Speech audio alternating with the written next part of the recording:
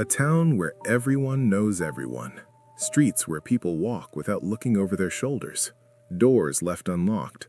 Cars parked overnight with the keys still inside. Places like this believe they are immune to tragedy. They believe that real crime happens somewhere else, in bigger cities, on television screens, in stories told by strangers. Rivermark was one of those towns. It sat quietly on the edge of a slow river, surrounded by forests and fields. Fewer than 20,000 people lived there. The rhythm of life was predictable. Morning coffee at the same cafe, evening walks along the same streets. Faces that had not changed in decades. Nothing ever really happened in Rivermark until the night of October 12th. That evening, the weather was unremarkable. Light rain earlier in the day had left the streets damp, reflecting the yellow glow of streetlights. By nightfall, a thin mist hovered close to the ground. The town was quiet, shops closed early, buses ran half-empty. At 9:43 p.m., a young woman named Alina Morozova made a phone call. Phone records would later confirm the time precisely, 9:43, 32 seconds. She was calling friends she spoke to almost every day. Her voice sounded normal, calm. There was no panic, no hesitation. "I'm leaving work now. I'll be home soon." Those were the last confirmed words she ever spoke. Alina was 24 years old. She worked at a small bookstore near the town center. She lived with her parents in a modest apartment not far from the river. She was known as responsible, cautious, routine-oriented. She did not take risks. She did not deviate from her habits. That night, she followed her usual route home. It took her past closed storefronts, quiet intersections, and eventually toward Old River Bridge. The bridge was functional, but outdated, built decades earlier when the town had been smaller. During the day, it was unremarkable. At night, it felt isolated. The lighting was uneven. The concrete walls rose just high enough to block the view of the water below. Surveillance cameras placed near the bridge recorded Alina entering the frame at 9:51 p.m. She was alone. She walked at a steady pace. She did not appear to be on the phone. She did not look behind her. The camera on the opposite side of the bridge never recorded her exit. There was no scream, no visible struggle, no witnesses. By midnight, Alina had not come home. At first, her parents assumed a delay, a dead phone battery, a conversation that ran long. But by 12:07 a.m., concern turned into fear. Calls went unanswered, messages unread. They contacted the local police. Officers arrived quickly. Rivermark's police force was small but responsive. Initial checks showed that Alina had not used her bank card. No taxis had been ordered in her name. Her apartment was dark. Her keys were not inside. Shortly after 1 a.m, patrol units were sent to Old River Bridge. Rain began to fall again. By the time Detective Sergei Levin arrived, the bridge had been sealed off. Levin had spent 17 years in law enforcement. He had investigated burglaries, assaults, and a handful of homicides. Disappearances were different. They left space for uncertainty. Under the harsh white light of portable lamps, officers examined the pavement. Near the railing, they found a small piece of dark blue fabric, torn, wet. Nearby, a faint smear of blood, partially diluted by rain. Laboratory analysis would later confirm what investigators already suspected. The fabric matched Alina's coat. The blood was hers. There were no footprints that could be reliably identified, no signs of a prolonged struggle. Whatever happened on that bridge happened quickly. By morning, the town had begun to wake up to the reality that something was wrong. Local radio stations interrupted regular programming.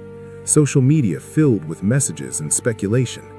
People shared Alina's photograph, adding captions filled with hope and fear. Posters were printed and taped to lampposts, shop windows, bus stops. Search teams were organized. Volunteers walked along the riverbanks. Divers entered the water beneath the bridge. Dogs were brought in to track scent trails. Nothing was found. The dogs followed Alina's scent to the middle of the bridge, where it abruptly disappeared. On the second day, investigators gained access to phone network data. Alina's phone had briefly connected to a cell tower at 10:14 p.m., more than 20 minutes after she vanished from the bridge cameras. The signal came from an abandoned warehouse on the outskirts of Rivermark. The building had been closed for nearly 10 years. Broken windows, rusted doors, no electricity. It was a place people avoided, a remnant of a past the town preferred to forget. Inside the warehouse, officers found Alina's handbag.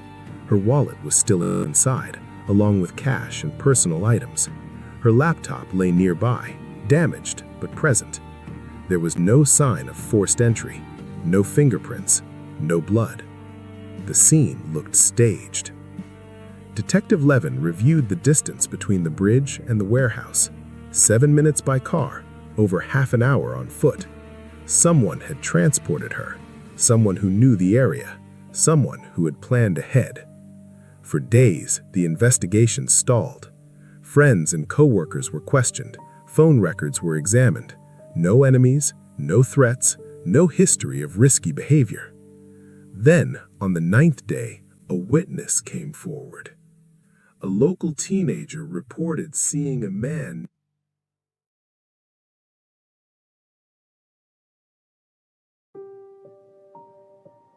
The arrest of Viktor Sokolov did not bring relief to Rivermark. Instead, it marked the moment when the town was forced to confront a reality it had avoided for years. The idea that danger came from outside had been shattered. This time, it had lived quietly among them. In the days following the arrest, investigators returned to every location connected to the case. They did not search for new answers, they searched for missed ones. The bridge, the warehouse, the streets Alina walked every evening. With the confession now recorded, details once dismissed as insignificant began to form a clear and disturbing pattern. The abandoned warehouse revealed more than it had during the first inspection. Under years of dust and neglect, forensic teams identified signs of repeated use. Food packaging hidden behind broken pallets, cigarette filters pressed into corners, a crude seat assembled from wooden crates. This was not a place chosen in panic, it was a place prepared in advance.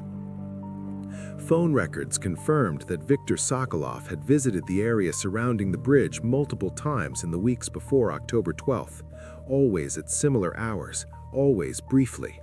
He did not follow Alina immediately. He observed her, he learned her routine, he waited.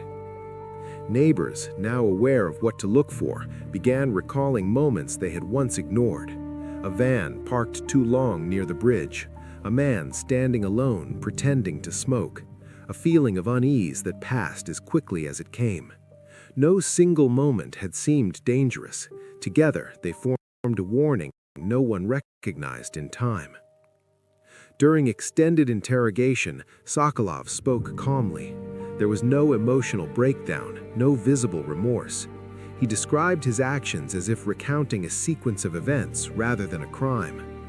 He spoke of isolation, of resentment, of feeling invisible in a town where everyone claimed to know each other. He did not describe hatred, he described entitlement. He believed he could take control without consequence, that no one would notice, that no one would intervene.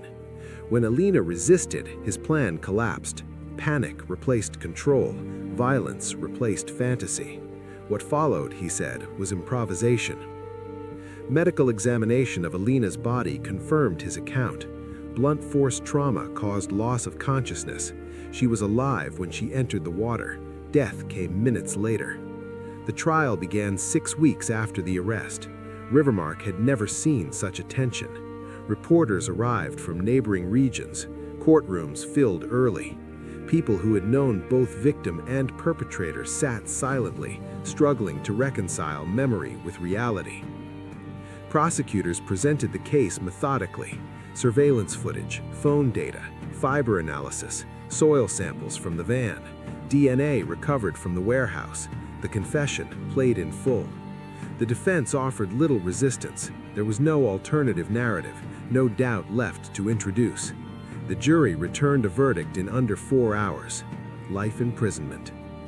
Outside the courthouse, residents were asked how they felt. Many struggled to answer. Some spoke of anger, others of guilt. Several admitted they had noticed Sokolov before, but never imagined him capable of such acts. In the months that followed, Rivermark changed in quiet but lasting ways. Streetlights were added near the bridge. New cameras were installed. Night patrols increased. Community meetings focused on awareness rather than reassurance. Alina's parents left the town before winter. They said the silence felt heavier now. Her room remained untouched, her belongings packed but never unpacked. The bookstore where she worked closed for several days after the verdict. Customers returned slowly. Some avoided the place altogether. Others came simply to stand inside, unsure what they were looking for. Official reports would later state that Rivermark remained one of the safest towns in the region. Crime rates did not rise. Violent incidents remained rare. But safety, residents learned, is not measured only in numbers. It is measured in trust. And trust, once broken, does not return easily. In his final recorded interview, conducted after sentencing, Viktor Sokolov was asked one final question: why her? His answer was short: she was always alone. That sentence would become the most quoted line of the case, not because it explained the crime, but because it revealed its logic. Crimes like this are rarely about a specific person. They are about opportunity, about predictability, about routine. Experts later described the case as a clear example of targeted observation. The perpetrator did not act impulsively. He waited, he adapted. He chose a moment when risk was lowest and control was highest. And the town did not see it coming. Old River Bridge still stands today. Cars cross it daily. Pedestrians pass without stopping. The river flows beneath it at the same pace it always has. To someone passing through, it looks ordinary, unremarkable, forgettable. For the people of Rivermark, it is something else. It is a reminder that danger does not announce itself, that it does not always arrive loudly or violently, that sometimes it waits patiently within routines that feel safe. Alina Morozova is remembered not only as a victim, but as the reason a town learned to look closer, to notice, to question, and to understand that even in the quietest places, darkness does not need to be loud. It only needs to be ignored.